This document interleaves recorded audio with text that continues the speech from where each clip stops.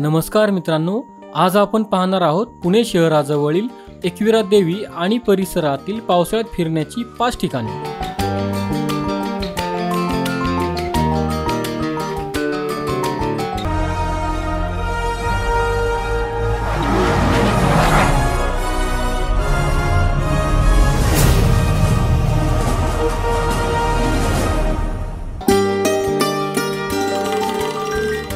पुणे शहरापासून एकविरा देवी 65 किलोमीटर अंतरावर आहे। या ठिकाणी मंदिराच्या पाठीमागे डोंगरामध्ये कोरलेल्या उत्कृष्ट कारला लेणी आहेत। इसवी सन पूर्व 1 शतक ते इसवी सन 5 शतक या काळात ही लेणी खोदली गेली असावीत।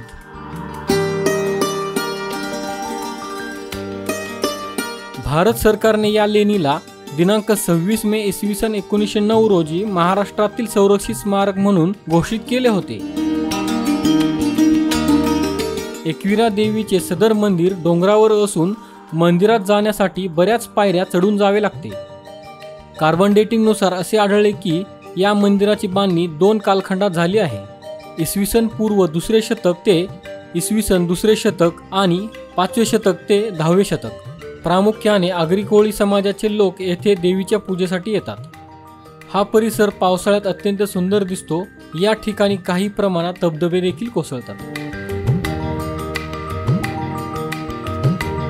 एकविरा देवी या ठिकाणापासून दक्षिण दिशेला 5 किलोमीटर अंतरावर मळवली हे गाव आहे। ह्या गावातून 2.5 किलोमीटर अंतरावर भाजी लेणी आहे।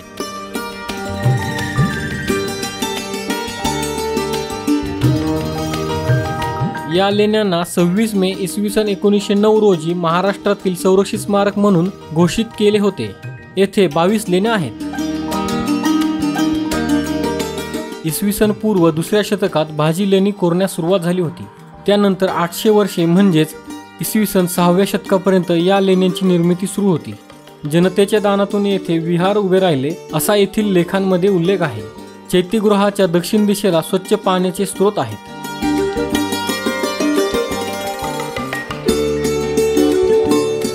मळवली गावातून 2 किलोमीटर अंतरावर मळवलीचा प्रसिद्ध भाजे धबधबा आहे। या ठिकाणाहून पुढे अर्धा किलोमीटर अंतरावर हरित धबधबा आहे। पावसाळ्यात या ठिकाणी पर्यटकांची अलोट गर्दी असते। भाजे धबधब्यापासून पुढे 3 किलोमीटर अंतरावर विसापूर आणि लोहगड हे 2 किल्ले आहेत। आपण 3 किलोमीटरचा प्रवास करून ह्या 2 किल्ल्यांच्या मध्यभागी पोहोचतो।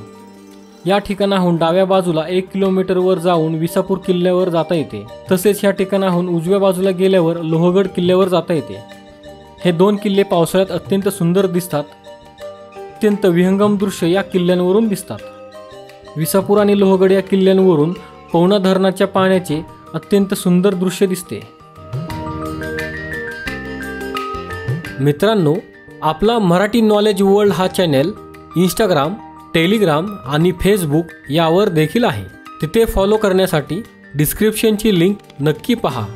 हा व्हिडिओ जर तुम्हाला आवडला असेल तर हा व्हिडिओ लाईक करा, व्हिडिओ शेअर करा आणि आपल्या चॅनलला सबस्क्राईब नक्की करा। धन्यवाद।